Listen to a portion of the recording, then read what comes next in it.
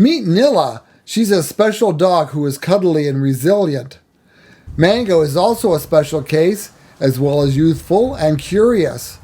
Lilith loves fetch and is adventurous and athletic. It was a great weekend for dogs.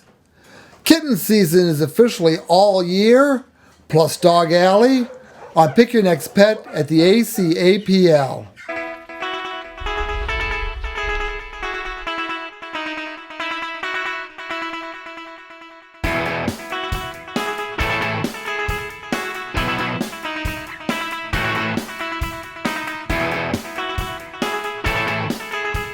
Pretty girl. Good. Good girl. Good job. Want a treat? Miss Nilla here is a very special girl to us. She has been with us much longer than we like our dogs to be ideally, and that is because she is one of our special medical cases. So when she got here, her eye was swollen probably triple the size that it's supposed to be. Doctors believe it was from an old injury that just never healed properly, was really infected, and then it swelled up, and we did do a couple rounds of antibiotics just to keep it like from getting any bigger, but she had to wear a cone and she was not happy about the eye drops. That took a while for her to get used to. I kind of came up with the strategy of like, I let her get in front of the door like she thought she was gonna go outside, and then I did a quick drip and I had to put her right back in, and I hated doing that to her. It's no fun. She could go out for a little bit with her cone on, but not long enough that she could. We did not want her to rupture her eye and have to have emergency surgery. And the reason it took so long to get to the point where we could have surgery for her, to have her eye removed, is because she's also Lyme positive. So we started her on her 30 days of an antibiotic, which is the first treatment you do when you find out a dog is Lyme positive. And the doctors did not want to put her under, go through surgery while she was on that antibiotic. So she had to sit there in her kennel for 30 days with a cone on, with only getting very quick, short potty breaks and things like that from staff, and get eye drops twice a day, every single day. This poor girl, like, she was put through so much. Finally that 30 days was up recently, and we were able to get her in for surgery, get her eye removed. It went extremely well. She recovered so quickly, I can't even believe it. Like, after only, I think it was like a week and a half, they were able to remove her sutures, and then she only had to wear her, at that point she had a donut on, which isn't as bad as a cone, for those of you that know. She had a donut on, which is soft and squishy, more like a pillow. And then after that she was able to take it off, and now she is just so much happier. I mean, she was really good dog. She handled everything really well as far as the kennel rest and the cone and everything, but I just felt bad for her. So I'm so happy that she is finally done with all that and she is available for adoption. Now, she does still need spayed, but that is like no big deal compared to what she's been through so far. She is an awesome dog. I do think she'd do well with other dogs, especially that are younger and can be playmates for her. I know she's a little bit nervous around kids and men, but I think a lot of that has to do with the fact that she was kept almost in isolation away in a kennel for well over a month now. So I think she just needs a little bit of time to open back up to more people. But she just met Bob and she did absolutely amazing. No issues with Bob. She was super friendly with him. So I think the more people she meets, the better she'll do. And now that she's available and more volunteers can walk her, I think that'll happen really quickly. Like I said, she was extremely resilient through this whole process. A lot of dogs would have lost their minds being in the kennel for that long, and she did great. So I really, really want her to go to a good home because she has been through so much already, and I just want someone to treat her like the princess she is. Come here. Sit. Yeah. Can you see it? She don't care. She just wants love. You don't want treats? They're yummy.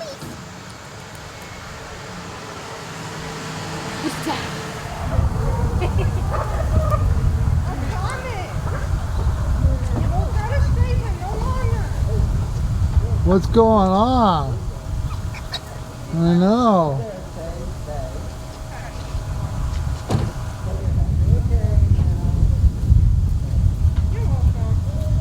Don't feel bad, he did that to Amy too.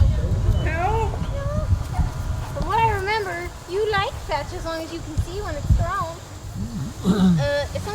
recovery.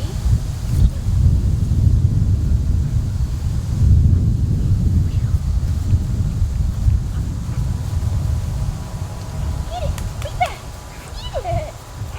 What? You're killing me! You're killing me!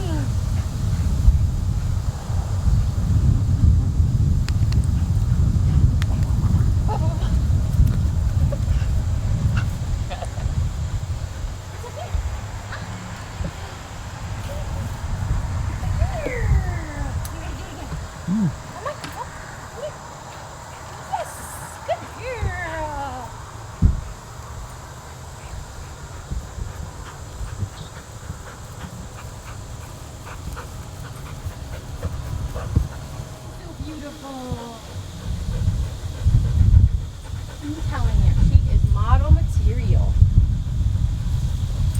Can you sit? Daddy, not sit. No. Sit. Yeah. I swear she knows how. I know she knows how. She just don't want to listen. Are you a cuddle bug? I know you are. I know you are.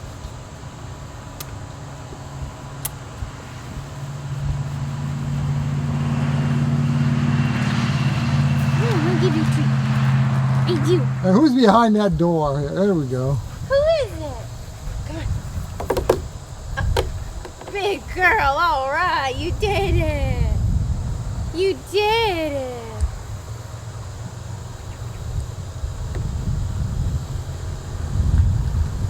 You tired already? Oh my goodness, girlfriend. You barely did anything. You barely did anything.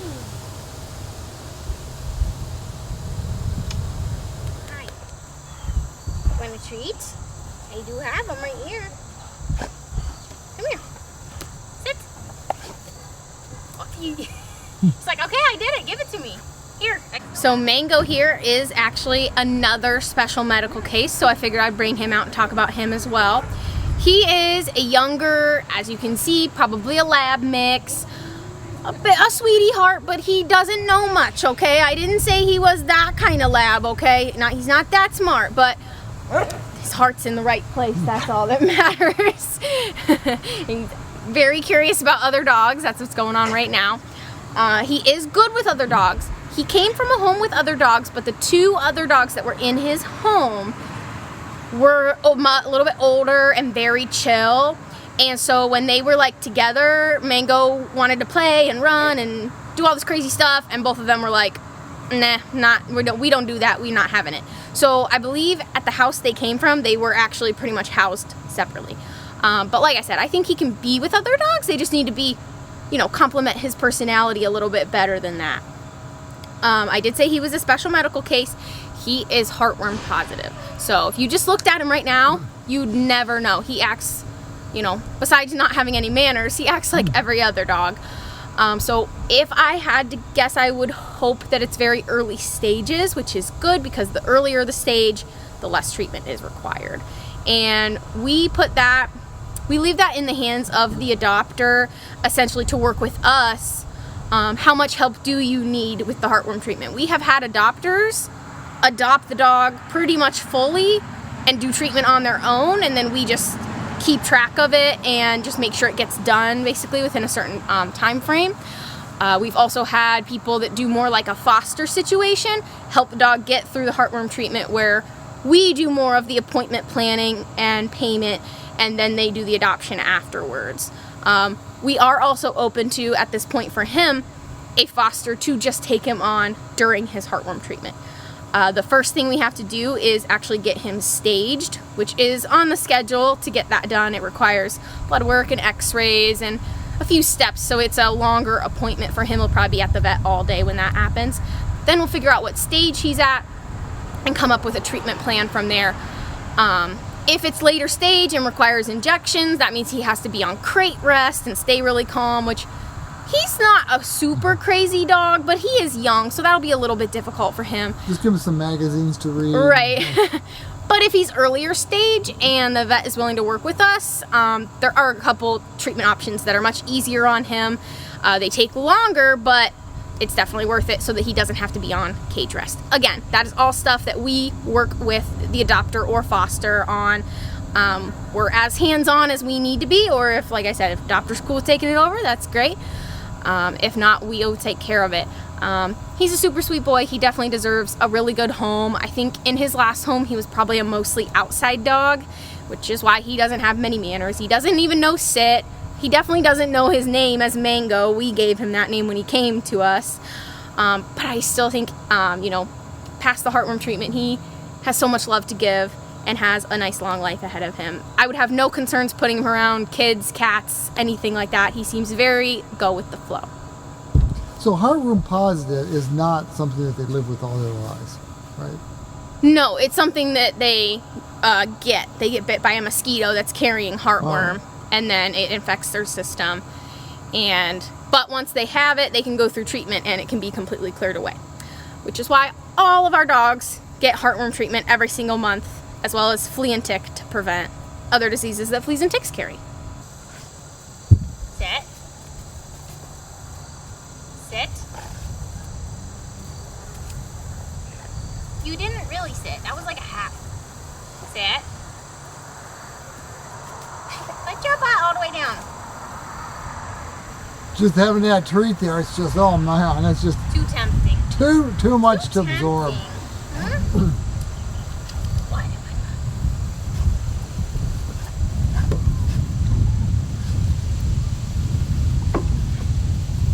You want to play ball? Where'd the ball go? What's this? Oh, I think you really want it. Nope, the nose won over. Yeah. They always start for it, then all of a sudden, whoa, there's a smell. Yep.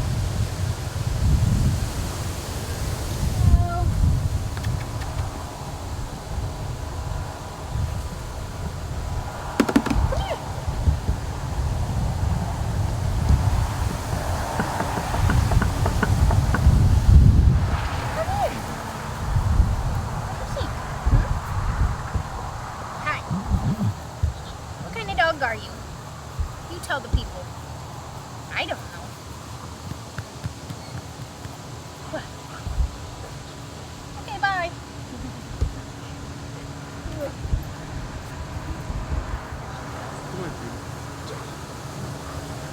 Come on. Come here, big boy.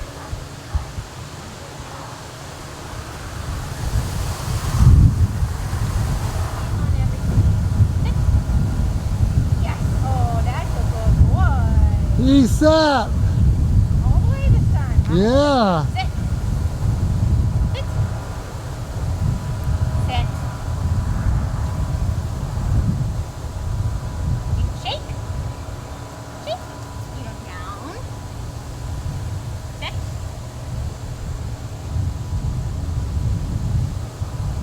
He's really not the sharpest. Yet. He could be, but he's just not yet. Thinking that I'm like dropping them every time I like move my hand at all. He's looking on the ground for it, so I'm not sure what that's about, but you know, to each their own.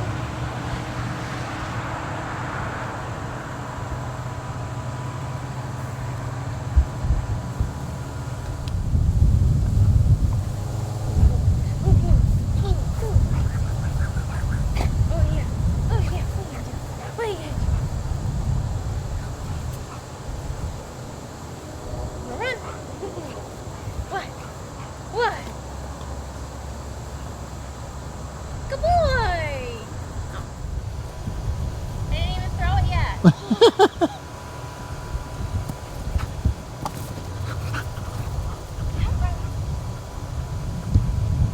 Lilith, our black beauty, is a very smart girl, and she's just a little bit obsessed with playing fetch and tennis balls and balls in general. I mean, she's all about it.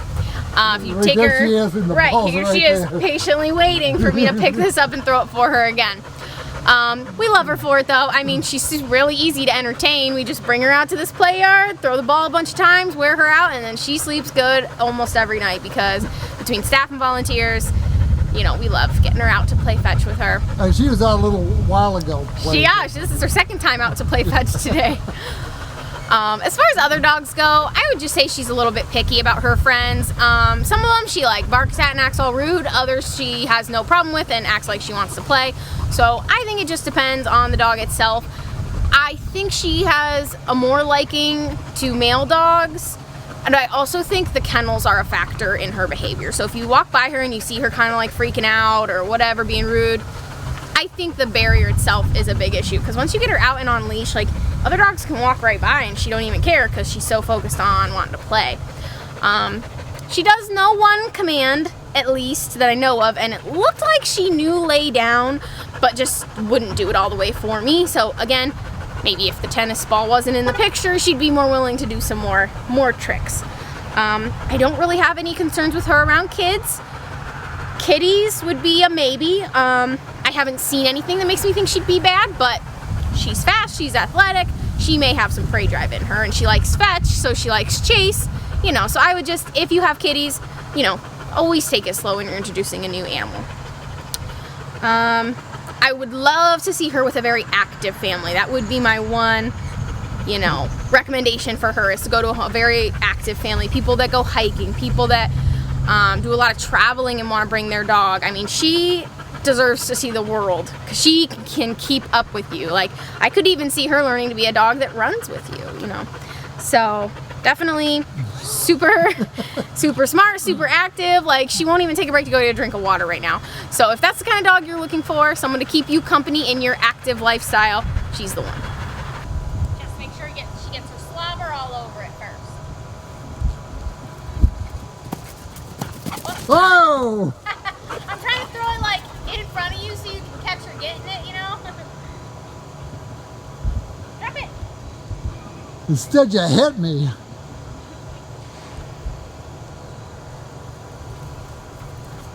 I didn't even throw it. You crazy girl. Oh.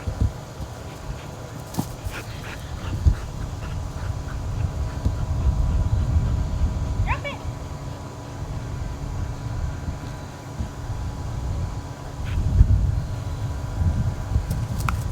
Whoa! Good catch. Trying.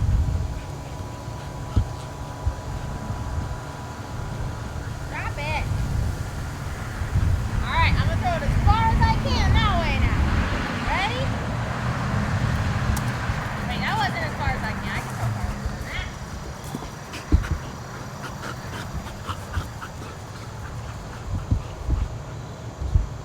Good girl.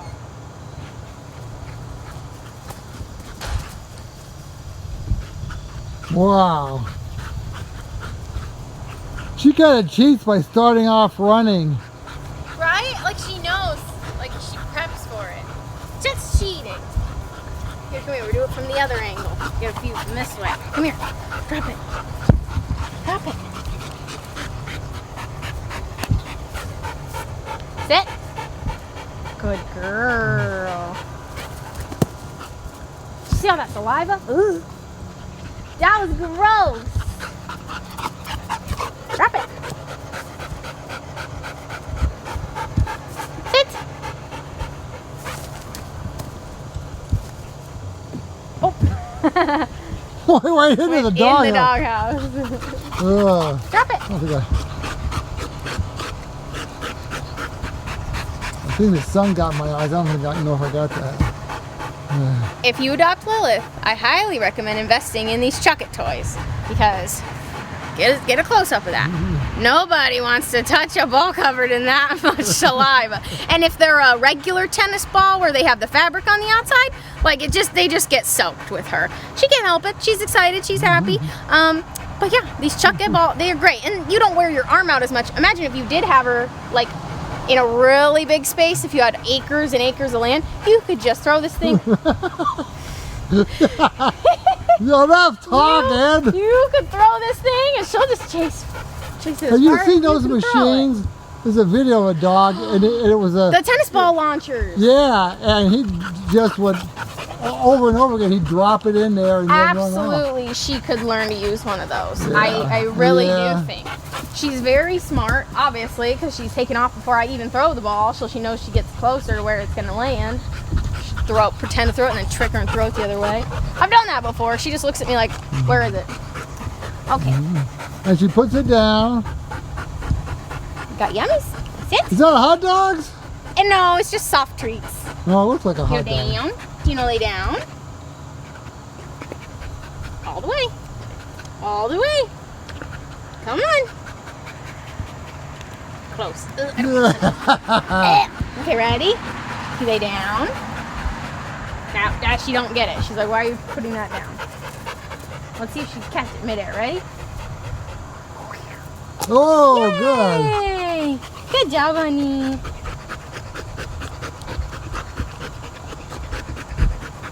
good. Oh, Okay. I'm not touching that again. Sit. Good. Now it's like I want to go get a drink of water, you know? She knows where it is. No, I just saw the saliva between his. You can probably get some good slow-mo shots of all that. Glistening off your hand. All right, we're done with that for now. That's icky. That's icky. I'm gonna go put this back. You do whatever you want, little girl. Look at her. She's gonna bring it to where I am. Don't hold hands with Ashley. That's all I got to say. All right now. I don't got it. I don't want to do it. Come here. Up. Come on. Up here. All the way. Come on up. Big girl. Good job. Up. Come on up. Good girl. Each time she thinks you're going to take the ball and throw it.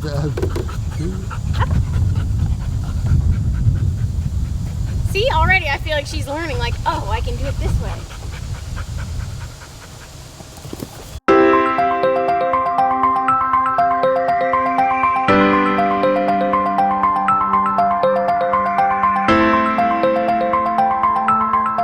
And there's a train. Of course.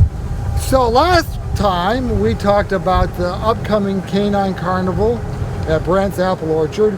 And so I know, because I was there Saturday, and there were cars backed up, parked all along the roadway. So it seemed to go well.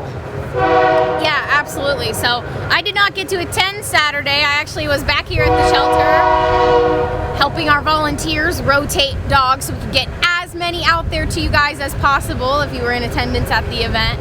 But yeah, it was very, very successful, very busy between people who were there for the event, who were either pre-registered or registered on site. But then also we met a ton of people that were from out of town or even from the area that just didn't know who we are, what we do, and they got to talk directly to staff and volunteers about what's going on here. How do you volunteer? How do you adopt? We got to answer so many questions. And then beyond that, a ton of our dogs that went got a lot of interest. We had appointments. And you adopted one, didn't you? We had a lot of appointments the next couple days. So Monday and Tuesday were back-to-back appointments for a lot of dogs. But it did also get some attention on our kitties too. We had, I think, 6 cats go home over a couple days, and it was a lot of adults, which are good, you know, right, to get those cats out of here. The biggest thing I loved about it was that all the dogs that went, did really well. They present themselves so much better off-site, in my opinion. So it was so great to see staff and volunteers all just hanging out in our little space. All the dogs were there, and people that were, interested or willing could come up, say hi, give them a treat, and get to know them. I mean, like I said, back-to-back appointments the next couple days, and we got a ton home and adopted. So McCoy saw me and was very happy to see me. did he? Oh my gosh. Well, the second day, so I did go on Sunday on my own accord with my dog Bean, and Lucian saw me from a distance and started woo-hoo going crazy, and the volunteer that was handling him was like, I was wondering why he was freaking out. It's because he saw his favorite person. So that's really cute that McCoy remembered. He's like, I know that guy, he takes me for runs. Yeah. So another thing that I talked to a woman who takes her dog someplace special every weekend. They go to a festival or a park or something. So that's where they went on Saturday. Wow. That's so cool. Yeah, there's a lot of interesting stories like that. A lot of people with their kids, and of course, dogs dressed up. But we got a video out on it, so you can look at that. But. Yeah, and I know like the vendors that were there were really cool too. So it was cool that you could participate in like what we were putting on the APL stuff, and then also other local animal related, either businesses. There's or a kennel club was there, and people selling stuff. Some people had the like homemade earrings. I bought some really cute stuff there, and then we were selling a ton of our merch. Oh yes. And also we have a ton of like dog clothing that we just have way too much of it. We'll never be able to put all our dogs in that many clothes. Some of it's brand new and really nice, so I know we sold a bunch of that too. The raffle baskets were a really big hit. We got a lot of really nice ones. I mean, I wanted some of that stuff, you know. So it was a really, really great turnout. They have already said that they are hosting us next year. I heard that same weekend, last weekend in September. So mark it in your calendars. We'll get we'll get sign-up sheets out as early as we can. Okay.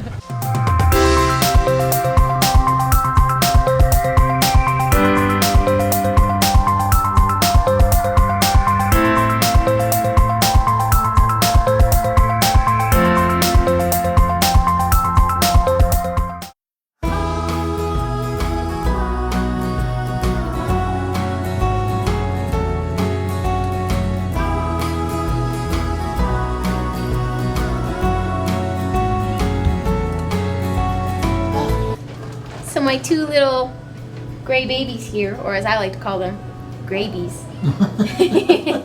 This is Fats and Sassy. Fats and Sassy, like P-H-A-T-Z and Sassy. They are both female little kittens, and they came to us, a set of little, I wouldn't say grumpy, but they were very talkative and needed a lot of attention, that kind of thing. But they did not weigh enough to get fixed right away. So we moved them in here into the living room so that people could start seeing them and meeting them and hopefully take them home. They're not considered a bonded pair, but we would love for them to go to a home together because they really, really love each other. Oh, look at that. Are you trying to cover your food? Don't do that. But look at that hair in his ears thing. Yes, but they're just both sweetie pies. I mean, you can't go wrong with either of these guys. Like I said, kitten season is year-round here at the APL, so we'll almost always have kittens for you to come and meet and play with and adopt. And these two are just some of the latest in the bunch. Absolute cuties, very sweet, very, tolerant of handling. And what are you doing? Very curious, obviously. With our long-haired friend here, I definitely recommend doing a little bit of research about the extra care that goes into long-haired cats. We had a woman in here recently who was like, I don't know, like she wanted to adopt one of our kittens, but then we started talking about like the care and cleaning aspect of having a longer-haired cat, and all of a sudden she was like, well, I'm not going to do that. And then just left. Like, we have short-haired cats too, but, So if you're going to adopt a long-haired kitty, just make sure you're prepared for what you got to do for them.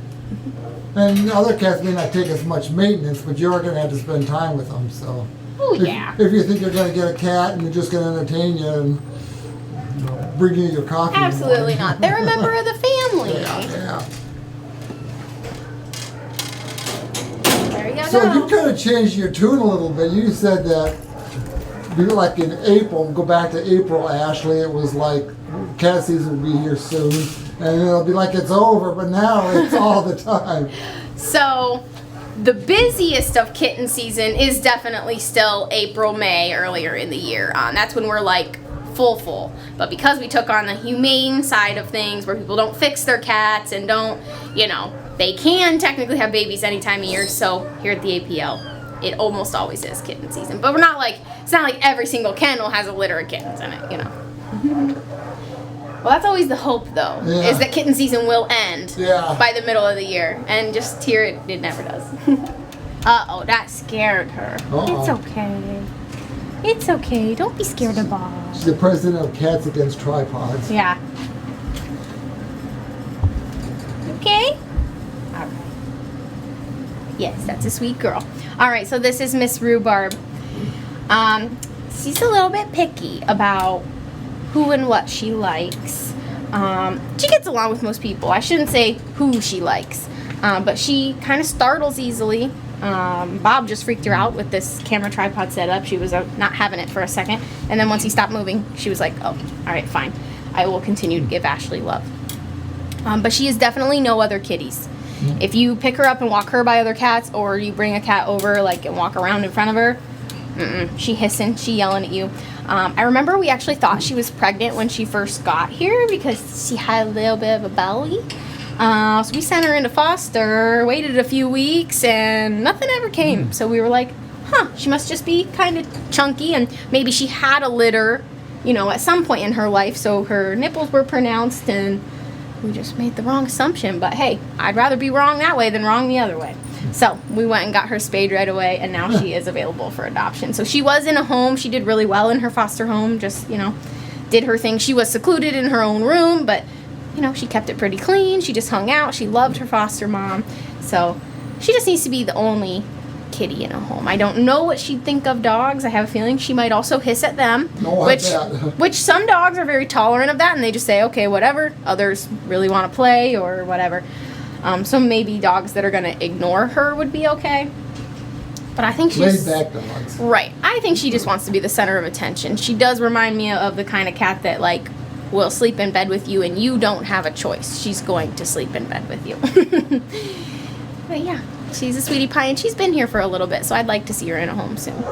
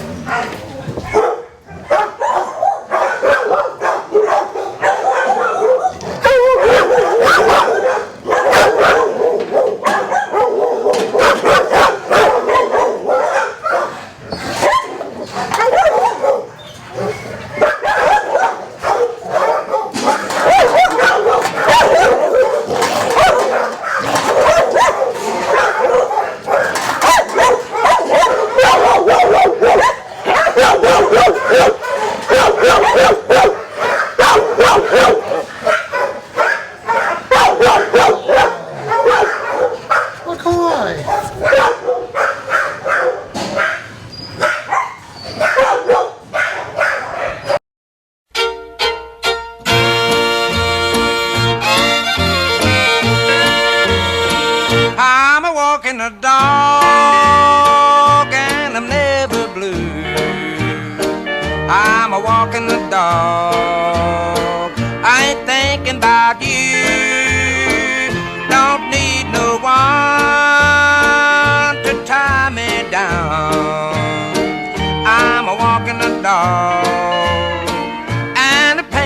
town.